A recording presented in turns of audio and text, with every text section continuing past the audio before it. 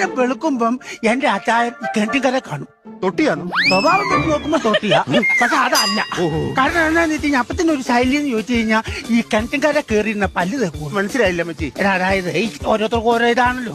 ചോദിച്ചാൽ ഇങ്ങനെ മറ്റേ കിണറ്റിന്റെ കരയിലോട്ട് കയറി കാലകത്തോട്ട് അകത്തോട്ട് എന്നിട്ട് അവിടെ ഇരുന്ന് ഇങ്ങനെ പല്ല് തേക്കും. അപ്പൊ വെളിയിൽ നിന്ന് പല്ല് തേച്ചാ പോരെ? അച്ഛൻ ഒത്തിരി നേരം നിൽക്കാൻ പറ്റത്തില്ല. അതെന്താ? കാലയിൽ നീര മുട്ടിയറട്ട് തന്നെ നിൽക്കുന്നുണ്ട്. നേരെ കുറെ നേരം നിന്ന് കഴിയുമ്പോ ഉണ്ടല്ലോ ഇതിന്റെ അടിയിൽ നിന്നെല്ലാം കൂടെ ഇങ്ങനെ തരിച്ച് കഴച്ച് ഇങ്ങനെ കയറും. അല്ലെങ്കിൽ ആ പണി കാണിക്കത്തില്ല. അതെ അതെ. അവിടെ ഇങ്ങനെ ഒരു ദിവസം ഇങ്ങനെ പല്ല് തേച്ചുകൊണ്ടിരുന്ന സമയത്ത് ഞാൻ പറഞ്ഞ അച്ഛാ അന്റെ കഴിക്കാൻ പുട്ടെടുത്ത് വെച്ചേക്കുന്നു പറഞ്ഞു. പുട്ടാണോ ഈ പഴമില്ലെന്ന് ചോദിച്ചോണ്ട് ചാടി ഒരു എഴുന്നേപ്പ്. പിന്നെ ഞാൻ കേൾക്കുന്നത് എനിക്കങ്ങ് ചെല്ലട്ടെ ബ്ലുമെന്നല്ലേ കേക്കണ്ടേ? വെള്ളമില്ലാത്ത കിണറാണ്. അത് ഞാൻ ഒരു 100 പ്രാവശ്യം ഞാൻ പറഞ്ഞിട്ട് അതിന്റെ മണ്ണ കയറി ഇരിക്കരുത്. ഞാനിങ്ങനെ നോക്കുമ്പം തവള പാറപ്പുറത്ത് ഇരിക്കുന്ന പോലെ ഇരിക്കുവാ എന്റെ അച്ഛൻ.